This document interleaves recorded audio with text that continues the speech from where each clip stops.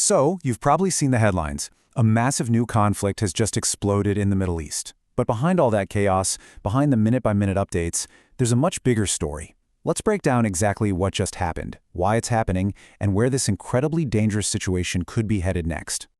We're going to start with this, and I know, it is a startling allegation, but it really cuts to the heart of what's going on here. Because there are two completely different stories driving this war. There's the official one, and then there's what some troops are reportedly being told on the ground. And it suggests this whole thing is about a lot more than just geopolitics. All right, so how did we even get here? Well, this entire crisis was ignited by a single, absolutely seismic event, the elimination of Iran's most powerful man. And man, this all went down so fast.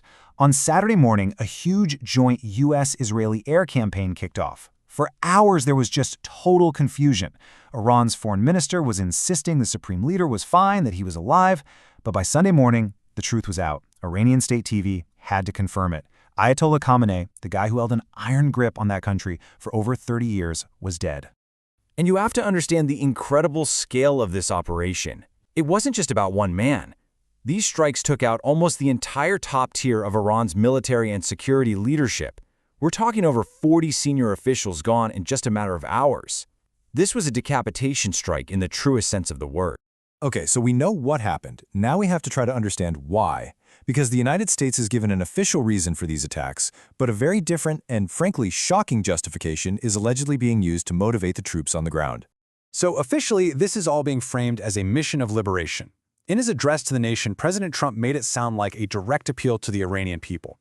He was urging them to rise up, to seize control of their own country, and he promised overwhelming American support if they did. But then, compare that official line to this. According to a military watchdog group, some commanders are telling their units something completely different, that this war is actually part of a divine plan from God, and that President Trump was, quote, anointed by Jesus, to basically trigger the biblical end times. And this wasn't just some isolated incident. That number, 200 plus, that's how many reports the Military Religious Freedom Foundation says it has gotten from service members across all branches. It suggests a really troubling pattern of extremist religious rhetoric being used to frame this entire conflict. Now let's look at the immediate geopolitical fallout. Because for decades, Iran projected its power across the region through this whole network of allied militant groups. And now that Khamenei is gone, that entire network has been thrown into absolute chaos. This axis of resistance was basically Iran's forward line of defense.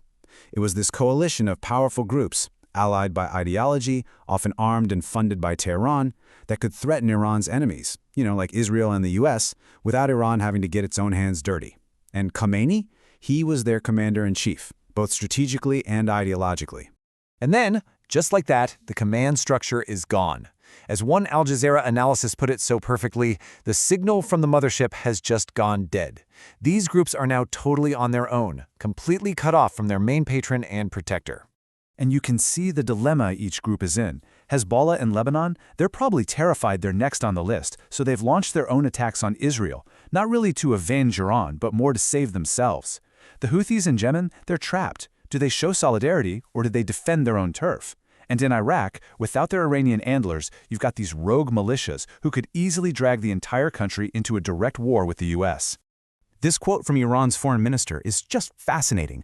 What a paradox. At the very moment its entire regional network is fracturing and basically fighting for its own survival, Tehran is projecting this image of total self-reliance, insisting that it can stand and fight all by itself. And fight it has.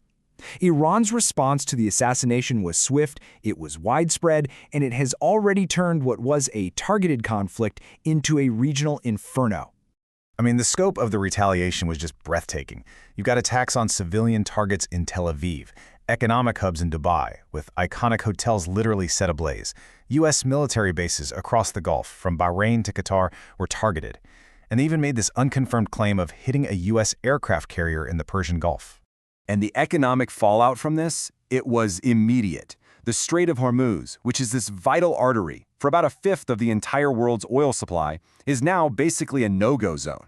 International shipping has ground to a halt, and that is sending massive shockwaves through global energy markets.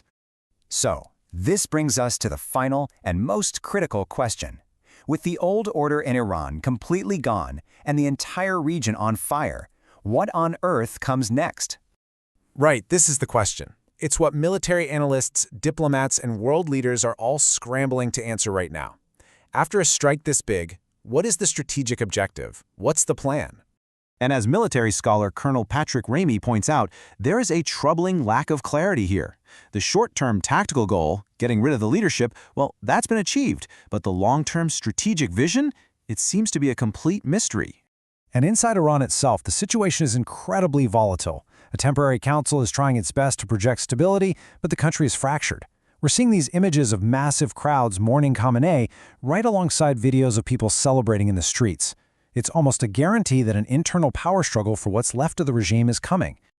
So, that's really the ultimate question we're left with, isn't it?